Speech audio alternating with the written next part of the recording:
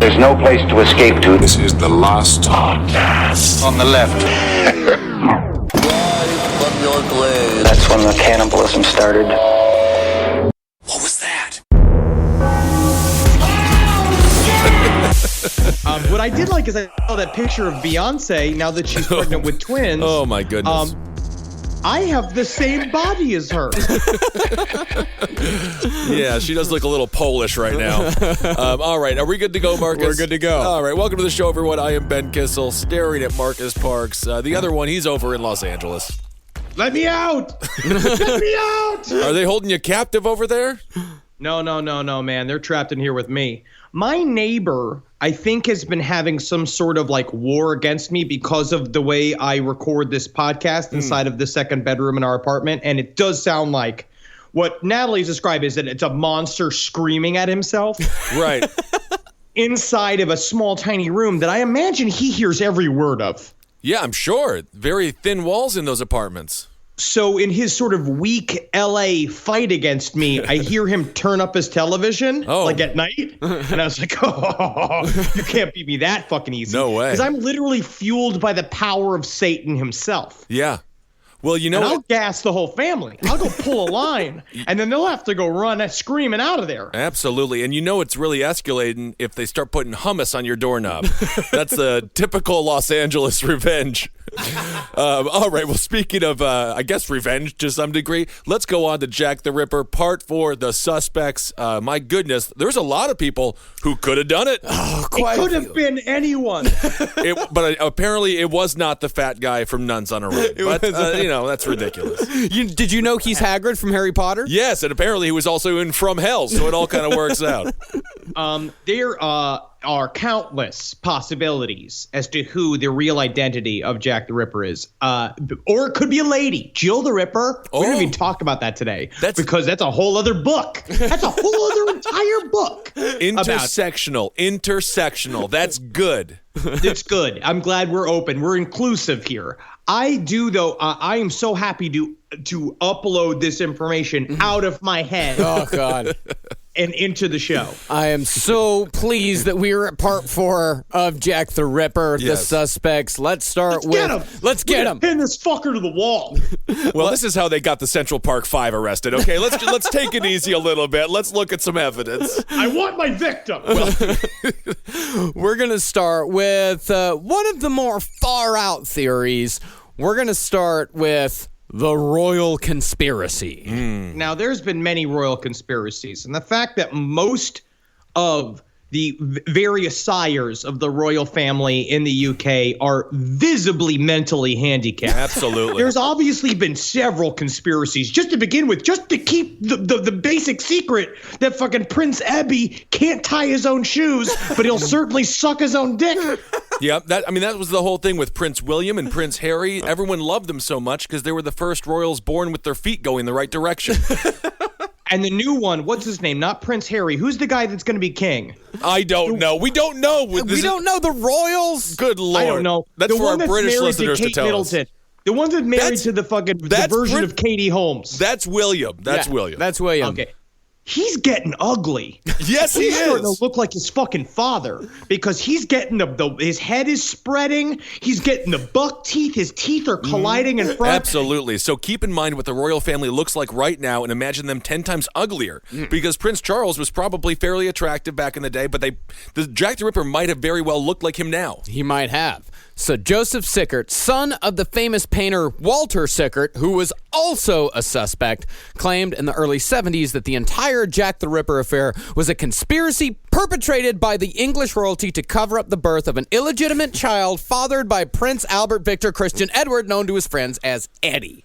Or Ebby. I've also heard Ebby, which is good. You're going to see because Ebby or Eddie was known as the slow child in the royal family. Mm-hmm. Yes, and when Eddie was born, the doctor just said, "Oh no."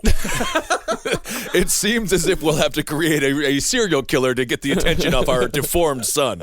Yeah, Eddie was rumored to be, at the very least, mildly mentally challenged. He had an unusually long and thin neck, and he hid that by wearing long starched collars, which earned him the nickname Collars and Cuffs. I'll tell you one thing, Mother. I don't mind them calling me collars and cuffs because it's certainly better than spaghetti neck. Yes. Can you pick your head up, son? I wish I could, but it seemed to be my spine is as weak as my neck. Dearest, please bring me some sort of stick that we can tape to the back of me because I am simply soup with shoes on. The non-stop British royal family inbreeding. They deserve every deformed child they get. It looks like the tech is done. I've accidentally rubbed my own forehead against my penis. I must be completely erect. You are indeed erect and you're not wearing any pants. Could you go upstairs? You're embarrassing the royal family. Okay, could you please just start me at the top and push me down like a slinky? And that's where the slinky was formed and created. So the story goes that Eddie was sent to the painter Walter Sickert, who was a close friend of the royal family, so Sickert could take him under his wing and keep an eye on the boy. Presumably, keeping an eye on him had to do with the fact that Eddie was a notorious bisexual. Can you imagine being sexually accosted by this dude? You can't say no to the royal family, so if you're a guy... Give it up. Show your baskets. Show your baskets and snakes. I'm ready for the bit of a licking because I'm the prince and I'll get what it wants. You're going to kill me. Yeah. So Sickert lived in the East End, and Eddie, while on one of his jaunts, met and fell in love with a Catholic shop girl named Annie Crook. She was soon pregnant, as Eddie probably didn't think to pull out. The two were secretly married and moved in together. Eddie, being a little slow, for some reason didn't think that his mother, Queen Victoria, would notice that her son was now living with a Catholic wife and child in the East End, and as the royalty was none too popular at the time, a scandal of this magnitude might have brought on revolution. Mother, I couldn't possibly be a homosexual because I'm making love to this prostitute. Isn't it wonderful? I'm a daddy. I'm a daddy like Daddy was. Yes, you are.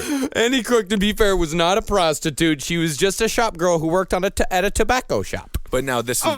She's not a prostitute. There goes my lance right away. Turning from a lance to a rope, it does. Oh, that's unfortunate. So the Queen asked her Prime Minister, the Marquis of Salisbury, to take care of the problem. The Marquis of Salisbury. I just picture her covered in brown gravy that we don't quite know what the hell is inside of it, what makes it. Disgusting. So Salisbury organized a raid on Prince Eddie's love nest on Cleveland Street and captured Annie Crook. They then enlisted the help of the Queen's physician, Sir William Gull, who attempted to erase the poor girl's memory, a process which allegedly drove her insane. And this is where it would have been really helpful to have the Men in Black, Will Smith and the white guy, show up with one of their magic pens. But also, we have a little bit of there is historical context in U.S. history. If you look at the MK Ultra programs, as they did do attempts to erase people's memories, and they destroyed their brains using, the psychological, basically filling them up with uppers and then bringing them down and then keeping them up all night. You can fracture a person's memory really well. But this is where we're starting to get into weird territory about the Masons and who Dr. Gull really was. Mm-hmm. Also, Dr. Gull, the lobotomy was first starting to be played around with over in Sweden in 1888. So it's possible that Gull may have taken a page from their book and done a little bit of a knock-knock on her frontal cortex. Well, absolutely. The old carpenter's trick. I don't think that the people who got lobotomies would consider it playing around. Something about it, just when you're jamming a nail up someone's skull like they're Jesus's palm on a cross. So this is supposed to be a game? This is fun? This is like a funny game? This is fun? Weird. I don't really consider the back of my head a fucking net. No. Guys. Strangely enough, you just built a new memory of horror, actually. I can remember more things now than ever. But this whole story is really well put together in Alan Moore's From Hell. Yeah. Which is, if you look at it, it's got in the back of From Hell, which I'm in the middle of reading on right now. Again, it's fucking fantastic. It's tremendous. It's absolutely the most tremendous. Oh, don't! I can't. Oh, he cannot do this. It's got a glossary, about 100-page glossary in the back that basically this whole story was pieced together from a book called Stephen Knight's, I believe, is called Jack the Ripper. Jack the Ripper: The Final Solution. Well, that sounds like a really horrific conclusion, the final solution. So William Gull came in, Lord Salisbury came in. They got Annie Crook, but who they didn't catch was Alice, the actual child that started this whole mess. At the time of the raid, Alice was in the care of Mary Kelly, who in this version of the story was an orphan rescued from the poorhouse by the artist Walter Sickert and was at the time serving as nanny to Eddie and Annie's child. And after the police had come and gone, Mary left the child at a convent and returned to Whitechapel, where she fell into the old cycle of drink and prostitution once more. The good times. Yeah. I just feel like there were a lot of babies left at convents back in the day. Oh, like newspapers just thrown there on the steps. But as we know, Mary Kelly had some loose lips when she was in her cups. And that is a double entendre, indeed. And she spoke more than once about the royal conspiracy that she had inadvertently been a part of. And there were 3 women in particular who were listening to those stories night after night: Mary Nichols, Elizabeth Stride, and Annie Chapman, 3 of the Ripper's eventual victims. And it just so happened that these women owed money to some local street toughs. Now, the idea is that if it's true that they all knew each other and hung out, the concept was that they were going to make this plan, right? They believed that the reason why these people were starting to get murdered, the uptick of murder that was happening in Whitechapel, was because of these street gangs, and that they started believing within the community of prostitutes that they were killing people who owed them money. That they were deciding to basically we're clearing everybody's debts by murdering you. Well, I mean, it had some truth to it because Emma Smith, and the Emma Smith part, this is actually a matter of records. The Emma Smith who kicked off the whole Whitechapel murders, the 11 murders that we know as the Whitechapel murders, she was beaten to death by 3 street toughs who were trying to extract money from her. And this story is actually quite cute if you think of the street toughs as cartoon Rottweilers and pugs. You see, that is how you always make it cute. That's how you make it cute. Is that what kind of dog plays the prostitute? Oh, which in my a Maltese. Cocker Spaniel. Oh, my goodness. I guess they got to live up to their name. So this group of Whitechapel prostitutes, they owed a debt to somebody who said that they owed them money, pretty much paying protection. So they figured the best way to pay their debt was to blackmail Queen Victoria into giving them hush money to prevent them from blabbing to the press about an illegitimate Catholic royal baby.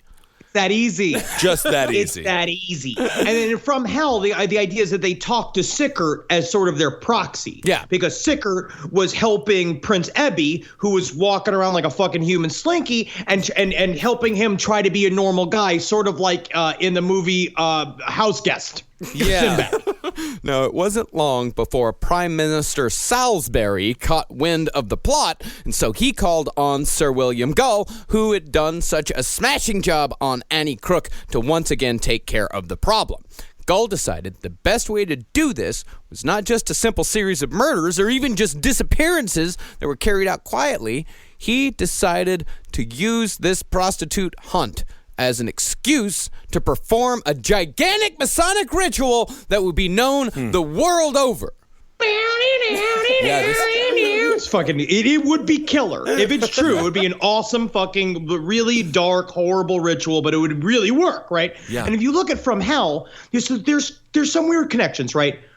Why in the fuck would they have used Sir Gull? Because at the time, he was not actually Queen Victoria's doctor. He was one of the royal doctors that was around. So what they say is the part of the Masonic twist here was the fact that he was a Mason that was chosen by several people with the police to be the dude who got the job. And that, according to From Hell, Dr. Gull then went ahead and decided, against everybody's wishes, to turn it into a Masonic ritual because the Queen didn't want to actually be connected to anything so bloody and disgusting. But Gull was like, now's my time, as what happens with anybody who becomes the Masonic surgeon to the queen. Or it could be that it wasn't Sir William Gull who had the idea to make it a huge Masonic ritual. It could be that he was ordered to make it a huge Masonic ritual by none other than Lord Randolph Churchill, father of Winston Churchill. Well, there's no way that that's not true. That is 100% true. Sir Gull sounds like the kind of guy who freezes soup so he can lick it. It does. It also just sounds like another character that could have possibly been voiced by John Candy. Oh, absolutely.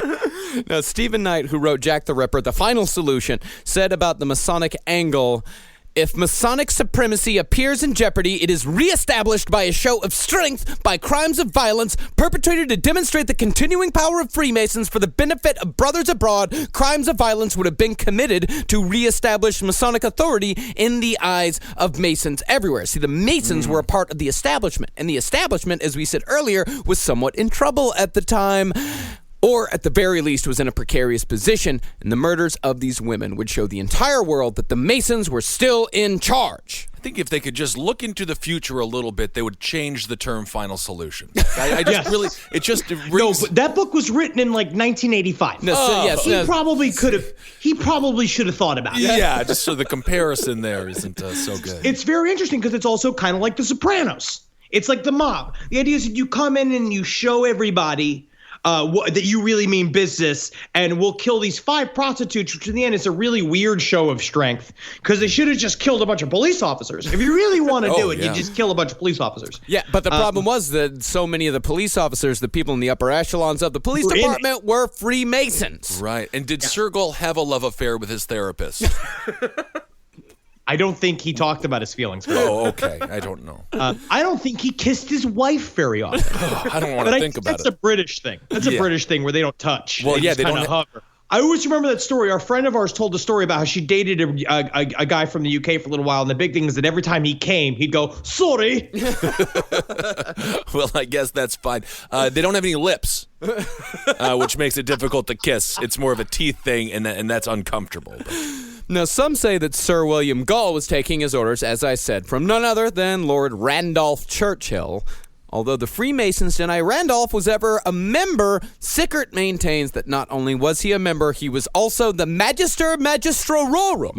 You shitty Gandalf. He sounds like, dumpy Gandalf. Now, Lord Randolph, like so many of our suspects, suffered from syphilis and naturally blamed prostitutes for his condition. You are going to hear the word syphilis more than you ever thought or wanted. So every time you hear the word syphilis, smack your coworker in the face. You could do that, or be thankful you don't have syphilis, or if you do have syphilis, remember that you have it.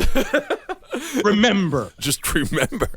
And because Randolph was syphilitic, he was also impotent, and so his wife began to step out on him. This instilled in him a hatred of women, and so covering up the royal conspiracy in the most brutal way possible was the perfect outlet for Randolph's twisted desire for revenge.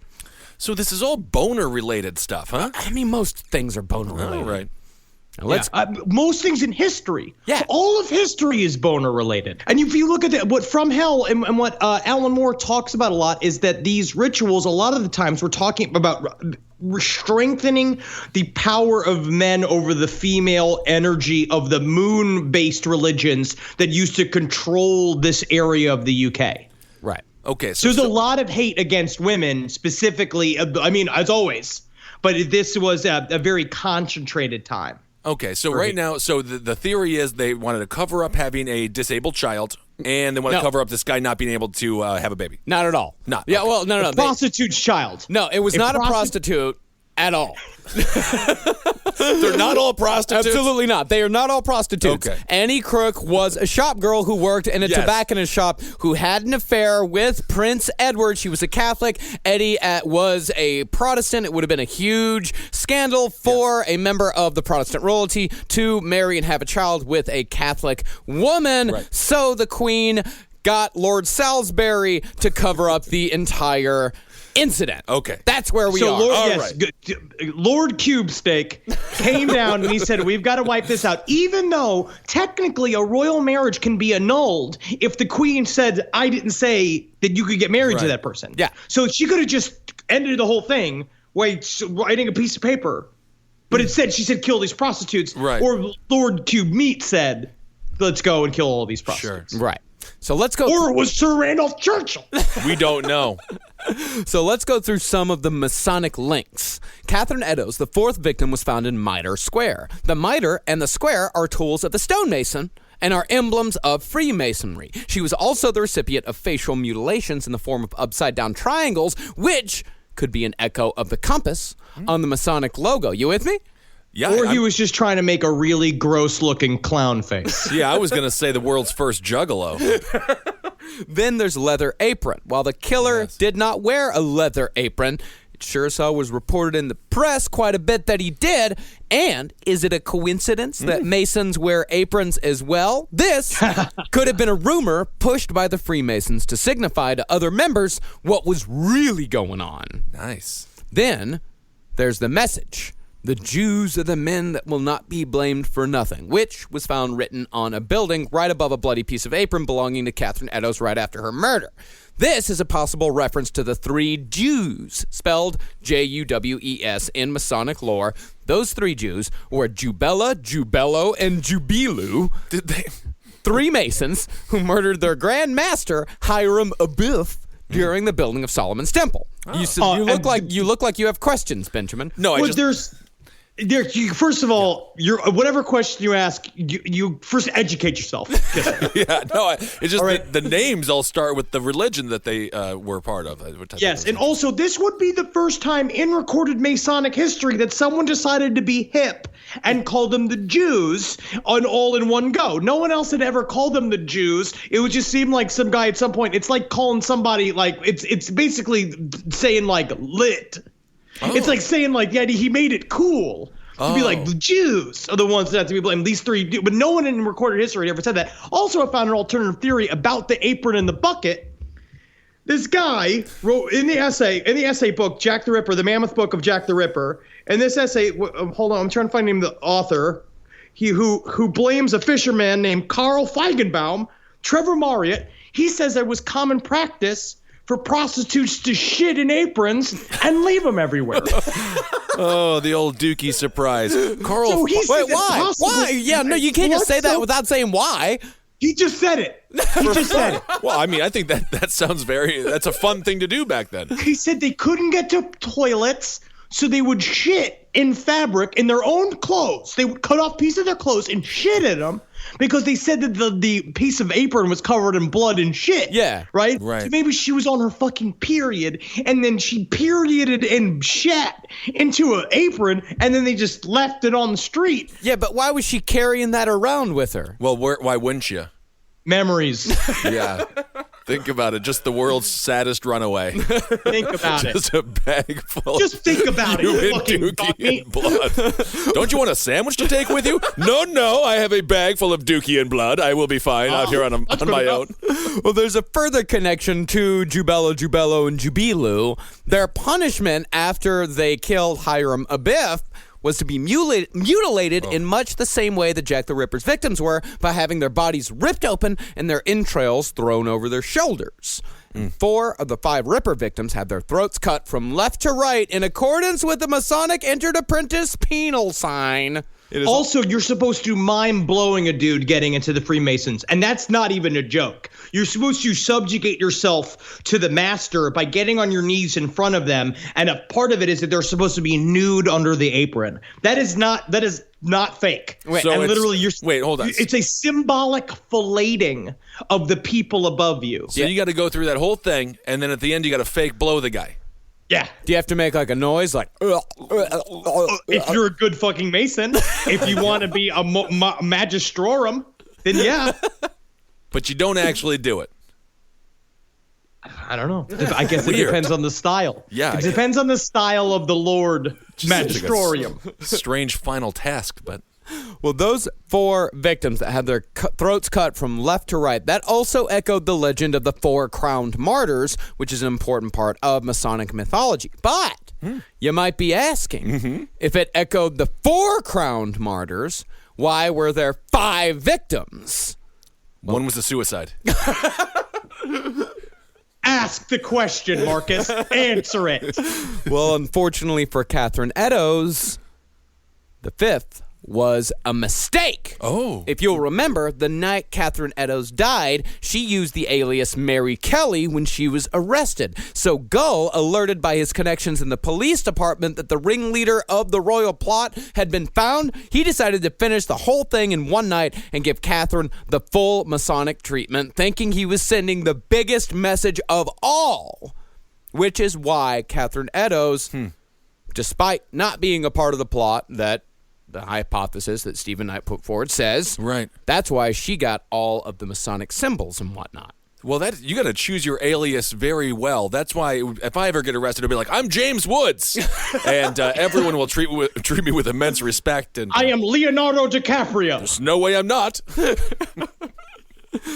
But when these people finally did catch up with Mary, she would get it worse than all of the others combined, which was more of a message to the people of Whitechapel than it was to the Freemasons. Anybody who might have known anything about the plot, they would look at all of the women that were murdered. They would see the extreme cruelty that Mary Kelly went through, and they would keep their mouths shut. Oh, yeah, I wouldn't say anything remotely close to something that Mary Kelly said if that was the outcome. Yeah.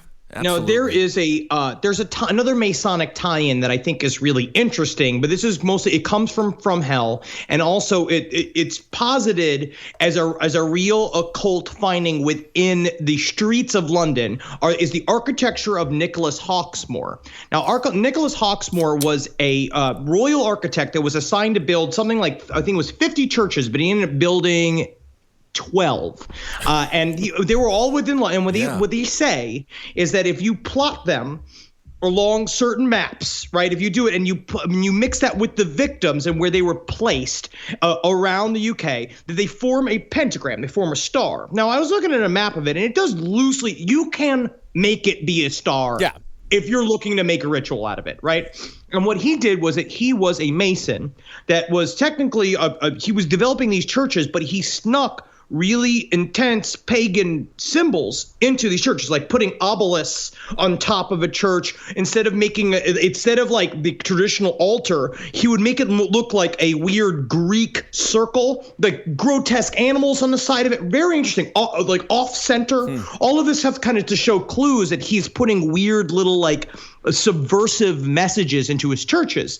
Now, there's idea that Sir Gull used the positioning of the bodies in the pentagram alongside like the ley lines that these churches and different little architectural bits made in order to, what they say is, give blood to the stones and create a gigantic power ritual, which was again to subjugate the feminine spirit. Yeah, in order to propagate the male power drive, the sun-driven obelisk. Subjugate the female spirit and to usher in the 20th century, which was admittedly a time of intense violence, a time of murder, a time of war. Some could also say that this very same ritual could have been done to JonBenet Ramsey when she was murdered to usher in a new sacrificial age that we are in the middle of right now. Well, 9/11. Get with the fucking program. Well, I don't know why you're Stop your invoking car, 9/11. Pull your car over, quit your job, go to the UK and start getting some rocket launchers and take out these churches. You're going to do that, huh? Take out the churches. Yeah. Well, you mentioned From Hell. Did you know the fat guy from Nuns in the Run? He was actually in the movie From Hell. And isn't that something? Yeah. Today's episode is brought to you by Casper Mattresses. The Casper is an obsessively engineered mattress at a shockingly fair price. Supportive memory foams create an award-winning sleep surface with just the right sink and just the right bounce. Time magazine named it one of the best inventions of 2015. Try Casper for 100 nights risk-free in your own home. If you don't love it, they'll pick it up and refund you everything. Casper understands the importance of truly sleeping on a mattress before you commit, especially considering you're going to spend a third of your life on it. They got free shipping and returns to the United States and Canada, and with over 20,000 reviews and an average of 4.8 stars, it's quickly becoming the internet's favorite mattress. Right now, you can get $50 towards any mattress purchase by visiting www.casper.com/LEFT and using the offer code LEFT. That's casper.com/LEFT. Use the offer code LEFT. Terms and conditions apply. Now, there is a tiny bit of truth here. Possibly, maybe, a tiny bit of truth. According to Nigel Cawthorne, author of the Mammoth Book of Killers at Large, Annie Crook really did live at 22 Cleveland Street, where she gave birth to an illegitimate daughter. That did actually happen. This Cleveland Street address would have been quite handy for the bisexual Prince Eddie, as 19 Cleveland Street was a homosexual brothel at the center of the Cleveland Street scandal of 1889, where it was discovered that the aristocracy was bugger and telegraph boys on the down low. Oh my. Now listen, I'm trying to wear these fancy new platform shoes that my friend Lightning gave me, but it seems to me my ankles can't support the weight of my legs. Could you pour me into a barrel and take me to the nearest boy? Just roll him down the street, I guess. Yeah, actually, there's some who say that Prince Eddie himself was the Ripper, driven mad by a hatred of women and, again, syphilis. I hate you. I hate you and how perfect you look in your corset. My breasts I've got bananas. That's what they've been called. They said my breasts are like bananas, and they're shameful. They're disgusting. They look terrible when they're squished. Oh, good banana boob is always fun. Prince Eddie, your rendition of Prince Eddie really does sound like a villain in The Invisibles. Yes, I like it. Like the guy that's the assistant idea, of Sir Miles. Oh dear, I've shot him again. I'm sorry. I'm sorry. You know, I just feel like society, if they would have let him just be gay, he probably hates women because people forced him to be with them.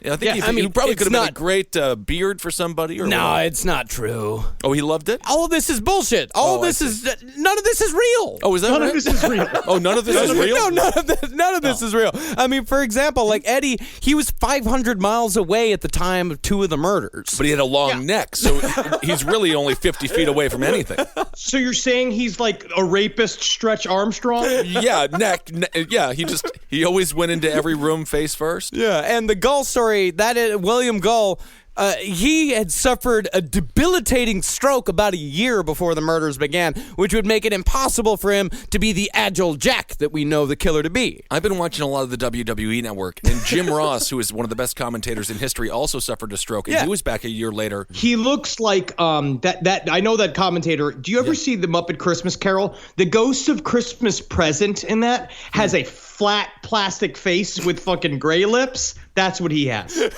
Well, I don't know. I think it would be kind of fun to have half of your face droopy and the other half normal, because then you can be like Two-Face. Yeah, but and you can say good me, bad me. Yeah, but I don't think. Imagine, actually, you know what? That is that's a very useful way of thinking about it, because William Gull was probably about the same age as Jim Ross when Jim Ross had this. Actually, Gull was probably about 20 years older than Jim Ross was when he had the stroke. Yeah. So try to imagine Jim Ross now killing 5 prostitutes and then running away. Imagine Jim Ross. I thought you were going to say very, very easily. I thought you were going to say Jim Ross watching the Ripper kill Mary Kelly and be like, "Well, that's a slobber knocker." My! Honestly, but there's truth to the fact that that's the idea, is that he also had help with his driver. He had a coach driver that was with him and possibly propped him up, where it was like, "Bring me closer to the guts." And then he would just like move his leg back and forth and help his hands swish back and forth. Like that. Do it like that. Oh, there's the kidney. What a wonderful surprise. It's sometimes I open up these prozzies and I'm just so surprised they're not filled with candy. So we had like a Cato or a Morgan Freeman from Driving Miss Daisy type? No, we also know that while Annie and Alice Crook did exist, Eddie is absolutely not the father of Alex Crook, as he was hundreds of miles away when the baby was conceived. We know that from birth records. Did Maury Povich weigh in? You are not the father. Oh, that's absolutely lovely, because I was extremely scared of the fact that I could make love to a man long enough that he would have a child. Strange. But speaking of that baby, Alice Cook grew up quietly in the convent where Mary Kelly had allegedly dropped her off. Alice ended up marrying the painter Walter Sickert, who gave birth to Joseph Sickert, and it just so happens that Joseph Sickert was the source of almost all of this, much like Jeff Mudgett, who bullshitted his way through claiming his ancestor H.H. Holmes was actually Jack the Ripper, which is also not true. Interesting. No way. There's no way he just needed money.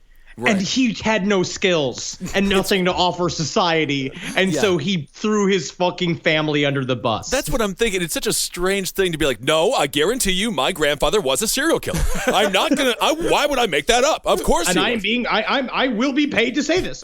Now, the other thing is, though, but Walter Sickert did a very interesting thing as a painter, is that he painted these really kind of thoughtful pieces about prostitutes in the Whitechapel area. That's where these kind of stories came from, is that he had made friends in that neighborhood, and because he would use prostitutes as subjects, which is actually pretty common, but he would do these weird sort of things where their faces would be all mashed up, because I guess I don't know what the term is. There's an artistic term that is like, it's supposed to feel like a thing and not be a thing, like it's not portraiture. Impressionism?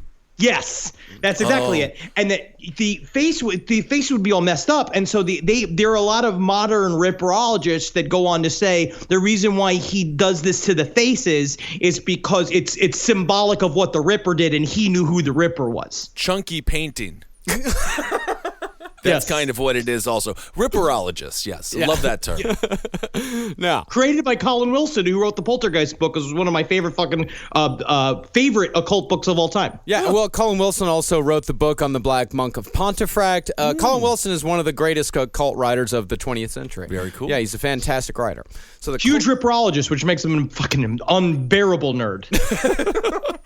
No, the closest anyone of the time came to any suspect at all comes from an actual document known now as the McNaghton Memo. Ooh. Sir Melville McNaghton was the former chief of Scotland Yard's CID, and in a private handwritten memo, Melville outlined 3 suspects that for years have been the subjects of speculation. The first is Montague John Druitt. So, listen, I was looking up. So where do this is like a famous piece of evidence in the Jack the Ripper lore, right? This idea of this memoranda that he wrote naming these 3 possible suspects. He wrote it in response to the fact he was defending a man named Thomas Cutbush, right? Who was so you're named after your great grandfather who did what for a profession? He just slaughtered that bush. It was like technically a very bad name for a gardener. Yes. But Thomas Cutbush was being arraigned for stabbing women in the butt. And they were trying to pin the Jack the Ripper crimes on him. And he says, no, he's not. These are the 3 people we think it might be. He just likes to stab butts. You know, that is a strange phenomenon. It happened in New York City about 3 years ago. There was a random butt slasher around as well. Slasher. Yeah. Yes, strange. I remember that. So, Montague John Druitt, the first of the 3 suspects. He was a London lawyer whom McNaghton said was suspected of the crimes by his own family, saying that he was privy to, quote, private information that McNaghton did not disclose in the memo. Super private. Everything was very private. And now this is like the weird X thing in every one of the ripperologist suspect algebra. That is the thing that's hard to describe, because it keeps saying, well, if these cops and certain members and certain investigators had private information, they didn't publish it. So we're just going to bank on the fact that that's the proof is in that cloud of gray. The proof that we need is in that term, private information, and that you can then use that to basically turn anybody into a suspect. So this is an upstanding member of society as well. Well, really, the only thing linking Montague to the murders was the fact that he committed suicide soon after the Mary Kelly murder by jumping into the Thames River with stones in his pockets to weigh him down. Now, it was said that Montague suffered from, quote, sexual insanity, but the reality is that Montague was most likely just gay and was being blackmailed at work because of it, and for some reason his family thought it was better that he was remembered as Jack the Ripper rather than just some lawyer who happened to be gay. It's really sad because he was a teacher and a lawyer, which you have to be very smart. Yeah, to be both. And but strong to carry around all those stones in your pockets. Good. It's a good core workout, good for your thighs and your glutes. Yeah. Now, the next man in the memo is Michael Ostrog, described by McNaghton as, quote, a mad Russian doctor, a convict, and unquestionably a homicidal maniac. Ostrog was not a doctor, and no evidence connects him to the murders. He was just a terrible person hanging around Whitechapel at the time. But most people were. Yeah. I mean, but there were some who were really bad. The worst ones, which is just like, that's it, because as a base, everybody's rough in Whitechapel. You just go from either gross to bad to potential serial killer to actual serial killer. Yeah. Well, you get the feeling the grossest ones were probably the happiest. They were in heaven. They were in their own version of Mortville, from Desperate Living. Yeah, as far as being just a terrible person in Whitechapel goes, same goes for Aaron Kosminski, a Polish Jew employed in London as a hairdresser. He was allegedly driven insane by, quote, solitary vices, which was Victorian code for jarking off way too much. They all sound like characters Lil Mac has to knock out and punch out.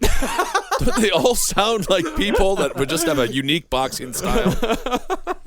Now, Kosminski is often lumped in with David Cohen, another Jewish man who ended up in an insane asylum just like Kosminski did. However, it is probable that Cohen is not this guy's name, as Cohen was just the name that asylum workers gave to Jewish people when they couldn't spell their last name and couldn't be bothered to just ask them how they spelled it. Huh. Yes. There's so many people that they talk about how, like, their whole fucking histories were wiped out because people were just too lazy to learn how to spell Polish names. It's like me. My name's Zabrowski. It's easy. When I say the name Zabrowski, so often I get the, oh, that's quite a name. And I'm just being like, it's fucking really easy. It's spelled like it sounds, and that's racism. And that's my new thing, man. I'm not white. I'm Polish. You're Polish.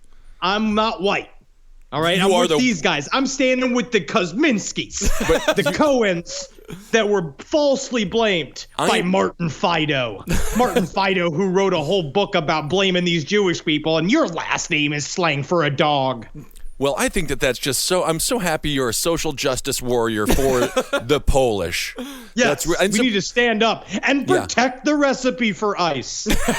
It's only the recipe. Yeah, it is. That is a tricky one. I mean, I'm from Wisconsin. It's skis all over the place. It's Zabrowskis, Zolkowskis. That's a very common name, but I think it is difficult for a lot of people to understand. Well, Fido thinks that Cohen was actually a Whitechapel bootmaker named Nathan Kaminsky, another victim of syphilis. Both Kaminsky and Kosminski were committed, and the murder stopped afterward, which is really the only thing linking either one of these guys to the murder. So the McNaghton Memo, all of these, all three guys in the McNaghton Memo, it's paper-thin stuff. They're all very easily ripped apart. Okay. Also, the head of the CID after this guy, Anderson, also said the same thing. He blamed a Polish Jew, and he said that the killer ended up in an asylum, and there are a lot of people that use that one statement that he made as the basis for all of this. This is the idea they end up. So people a lot of times start in the asylum records, like poor Martin Fido, who said, like, my boss could not afford a research assistant, so I had to go to the UK myself and go through all of these dusty ass fucking like asylum fucking records from 150 years ago. Oh, that's fun though. You get to be like Nicolas Cage in National Treasure, and you get to go. I miss going into a library and looking at microfiche. You still can. Well, you can, but what's the point? You know what, though? This is... You don't miss it. No, I don't. Well, what's the point? You could go do it. Yeah, You've never even looked at microfiche. You were blind drunk through every class you ever took. Yeah, but you can still look at microfiche. You can do that in any sort of mindset. This story, or this seems most plausible of a theory for me because they're all Polish.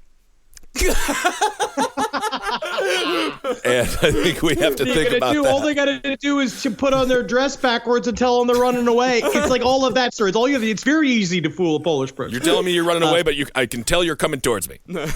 All right, but I take your word for it. Huh?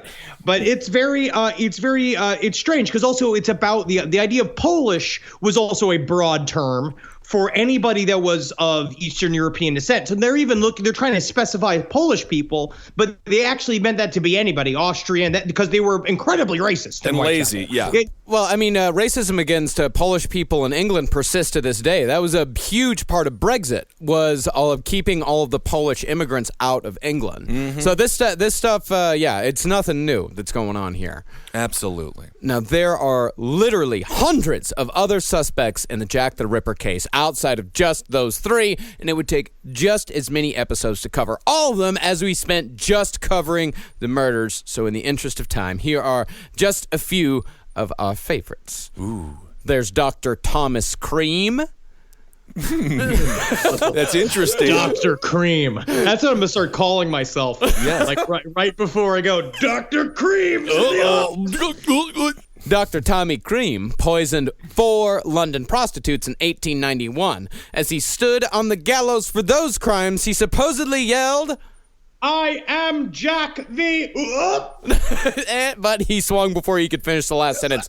Who knows what he was going to say? Oh, my goodness. I am Jack the Stripper. Ladies and gentlemen, welcome to the stage, Jack the Stripper.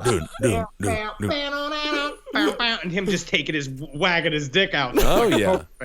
Chippendale indeed. Next is Severin Antoniowicz Klosowski, another Polish gentleman. He was a barber surgeon who lived in Whitechapel in 1888. Guilty. Anybody who's got hyphens? Yes. It's like we're called multi-hyphenates because we're writer, actor, director, that kind of shit. But that's the kind of hyphenate that will kill a prostitute and look for its uterus. Absolutely. Oh, a barber surgeon? No. Barber surgeons were all over the place for centuries. Barber surgeons were people who did minor surgeries. They did bloodletting, but they would also cut your hair, shave your beard, or give you an enema if needed. So you can go to the barber and get your anal cavity completely flushed out. And come out with like a mohawk? Yeah. Or a bowl cut? Yeah, that's just how it was in those days. It was very versatile people. One-stop shopping. Yeah. So this guy, Severin, he was arrested 7 years after the Jack the Ripper murders for poisoning 3 consecutive common-law wives. And when he was caught, he said, So you've caught Jack the Ripper at last?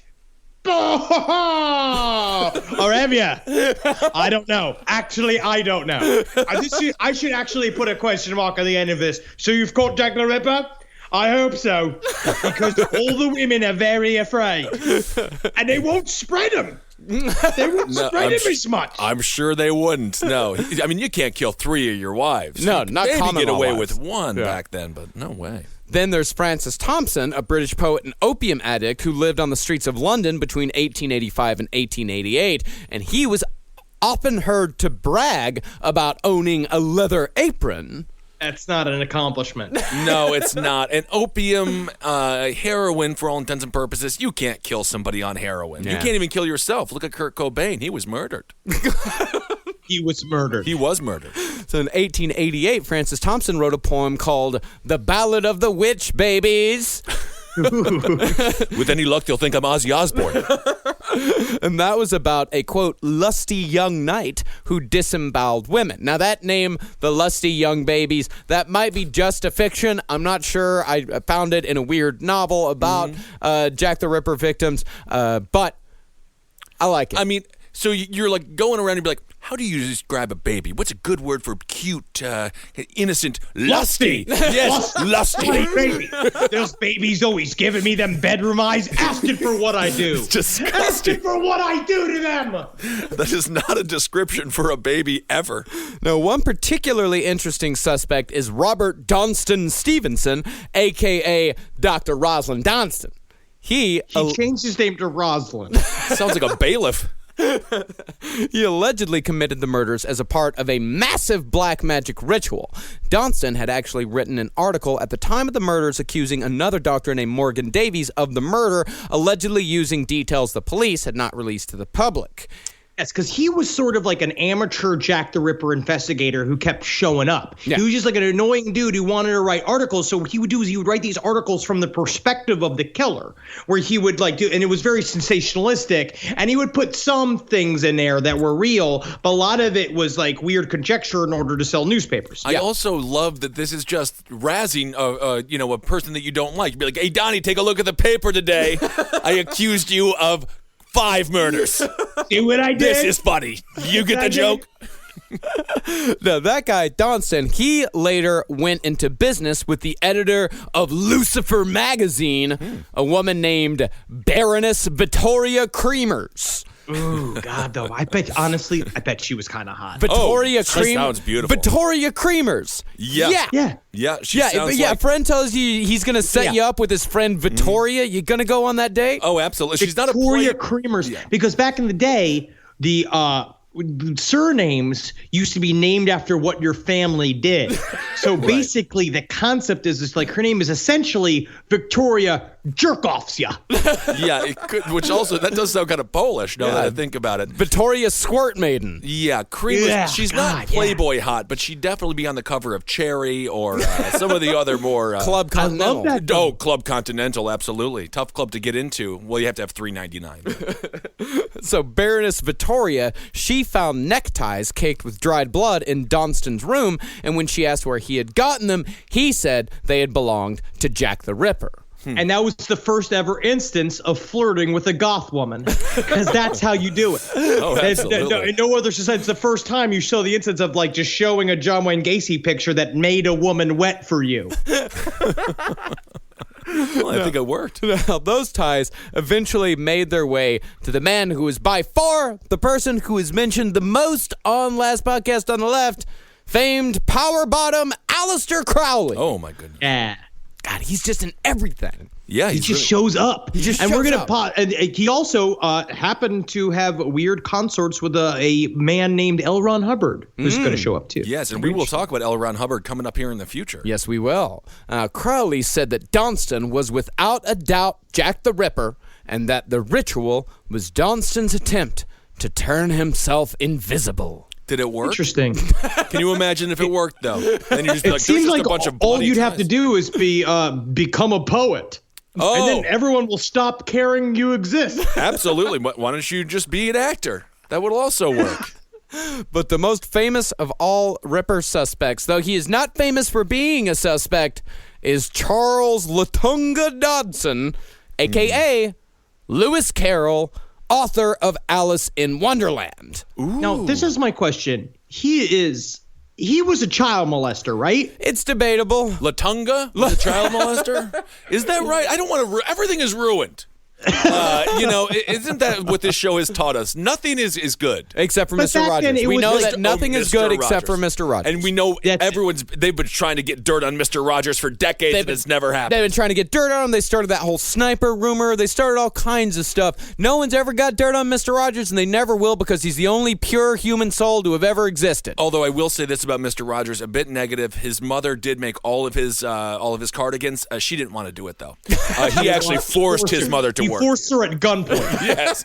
Stuck a gun up her vagina. Oh, I mean, that's Sew those no, cardigans. that's too far, Henry. That is a mother's love. That is a mother's love for her son. I mean, and she that was shows how chained much. to the sewing machine and was forced to work, but that's okay. Now, Lewis Carroll, author of Alice in Wonderland, as we all know, it was claimed in the book Jack the Ripper, Light-Hearted Friend, that Carroll confessed to the murder in a series of anagrams found in a children's primer version of Alice in Wonderland called Nursery Alice. Here's the original. So she wandered away through the wood, carrying the ugly little thing with her. And a great job it was to keep hold of it. It wriggled about so. But at last she found out that the proper way to keep it tight was to hold itself foot and by its right ear. Rearranged, this is what it reads. She wriggled about so, but at last Dodson and Bain found a way to keep hold of the fat little whore. I got a tight hold of her and slit her throat, left ear to right, ho-ho. It was tough, wet, disgusting too. So weary of it, they threw up. Jack the Ripper, ho-ho, and away I go. That is wild. And this guy wrote Alice in Wonderland, huh? Yeah, that guy wrote Alice in Wonderland. But before you read too much into that, listen to what can be done with the first three sentences of Richard Wallace's Jack the Ripper, Light-Hearted Friend. This is the first three sentences of that book. It says, "This is my story of Jack the Ripper, the man behind Britain's worst unsolved murders. It is a story that points to the unlikeliest of suspects, a man who wrote children's stories. That man is Charles Dodson, better known as Lewis Carrol, author of such beloved books as Alice in Wonderland." Now, three anagram enthusiasts rearranged those three sentences to say this. The truth is this. I, Richard Wallace, stabbed and killed a muted Nicole Brown in cold blood, severing her throat with my thrusty shiv strokes. I set up Orenthal James Simpson, who is utterly innocent of this murder. P.S. I also wrote Shakespeare sonnets and a lot of Francis Bacon's works, too. So he's a plagiarist. That is horrible. Now, the lesson is that anagrams are pretty fucking cool. Yeah. Anagrams are fun. And that is the nerd piece of shit isolationist message we're sending today. Anagrams can be fun. Anagrams can be fun, but you're just rearranging a series. I mean, there's really not that many. The options are endless. Yeah, that's you can really fun. make it say any. I love that's anagrams. Fun. Yeah, I have never seen such autistic fun before in my life. Yeah, and an anagram, you could make that spell ranagam, or a whole series of different kinds of things. Anagram could be anagarm. Yeah. It could be nagram. Sometimes I like to read words backwards, too. Like Marcus is Suckram. Suckram. Sounds like a cool god. Ben is Neb. Ben is Neb. All right, well, that concludes Jack the Ripper Part 4, The Suspects, Part 1. That's right. So technically, this will be a 5-parter, only a 2-parter on The Suspects. Yeah, it's going to be like Harry Potter and the Deathly Hallows, how that was 2 movies. This is going to be like, Part 4 is 2 episodes, because this episode has been all of the ridiculous suspects. Yes. This has been all the people that definitely did not do it, that had nothing to do with it. The next episode, we're going to cover 2 guys who we actually believe are very good candidates for Jack the Ripper. The reasonable suspects is what we'll call it. And you know what it comes down to it is that I want this series to be as complicated as the research Absolutely. it's taken. I have literally read 3 books about Jack the Ripper. Yeah. I've gone through the entire mammoth book of Jack the Ripper. I'm reading From Hell. I've watched hours of documentary footage. Yeah. None of it is fixed. None of it is solved. You've never looked more Polish in your life. I am red and I am covered in sweat. You are. Remember when you guys said you were going to upload all the information? Well, you got another week to hold on to it, boys. This is not fair. I know it's not fair, and I thought that I was done with it too. I actually, after I finished it, I want to go to something this morning, reasonable, I walked out to my kitchen and I saw Carolina, and I went and I gave her a hug, and I said, "Darling, it's over. We ain't gonna do this no more. I ain't gonna talk about it. You ain't gonna listen. We ain't gonna say no more, darling." And now she's gonna. I hope y'all like Jack the Ripper. Well, yep, absolutely. I cannot wait. Like all good horror movies, this one has another ending coming. Yeah. Which This will be very definitely exciting. feels like Saw 5. Yep, that's where we're at. Hopefully none of us get cancer here. You mentioned Harry Potter, Hagrid. He was also in From Hell, and he was the fat guy from Nuns on the Run. Yeah, From Hell. So thank you guys so much for listening. Let's see, Marcus, do we want to talk about the Patreon or anything like that? Yeah, I mean, we've got live shows coming up. CaveComedyRadio.com/live is where you get tickets. We just opened up a second show for our St. Paul date here, that's coming in a couple of weeks. That's definitely going to sell out as well, so be sure to get your tickets as soon as possible. We got a ton of other shows coming. If you go to CaveComedyRadio.com/live, these shows do sell out, but if you are a Patreon subscriber at Patreon.com/lastpodcast on the left, even if you just give $1, you get access to live show tickets before anybody else does. So you make sure to get to see us live if you are a Patreon subscriber. And thanks so much to everybody who has subscribed to our Patreon so far. Absolutely. It means the world to us. It really does. It does. St. Paul, Minnesota. I have a lot of friends in St. Paul. If you went to college with me at Menominee Stout, if I ever did anything to you when I was drunk, let's say I lit your couch on fire, God. you get in for free. You do get. I have a couple of free spots I'm allowed to give out. So we reach out to me, even if it's been years. Be like, Ben, you did this when you were blackout drunk in this home. I will say you can come to the show. Do you mean to tell me the apology tour starts now? It is, yes. Well, the whole thing, the whole life is basically an apology tour. Thank you guys so much. We got Chicago this weekend. Thank you guys so much for listening to all the shows here on CCR.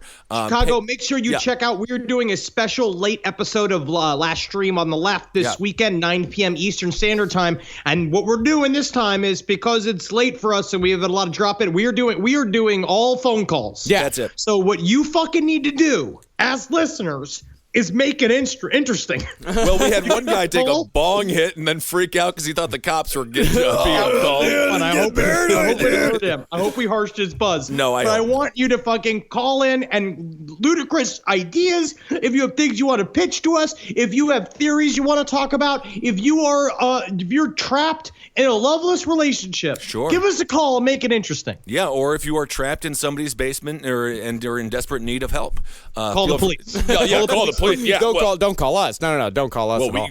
Yeah, that's a good point. I guess we couldn't help them. Yeah, that's a good point. You want to seek help. Well, thanks so much for listening to all the shows here on CCR. Page 7, Sex and Other Human Activities, Roundtable of Gentlemen. Ablingen's Top Hat has been absolutely wonderful as well. We're doing Email Me. I'm doing some a special dumpster fire chats, little episode here as the whole world burns in front of our eyes. We're going to get through it together.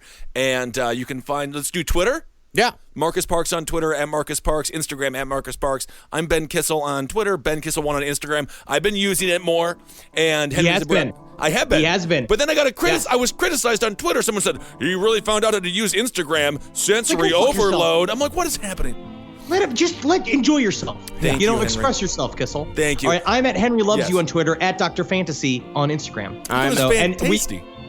Dr. Fantasty. And then find all of us at LP on the Left on all platforms that you can fucking shove into your mouth. Get off Facebook, though. Yeah, I know off we're of supposed to push the Facebook group, and of course, absolutely join the Facebook group, but get off Facebook because they know every single thing about you. Yeah, I like the just one-on-one interaction with Twitter, and I'm learning Instagram, so that's my personal. Totally. And I'm at Marcus Parks for everything. And my favorite social thing is to make playlists for people. So go follow me on Spotify. I make a new playlist every week. That's amazing. All right, everyone. Thanks so much for listening. Hail yourselves. Hail Satan. Hail Geen. Hail me. Por favor. Por favor. Magustalations. Spanish. See.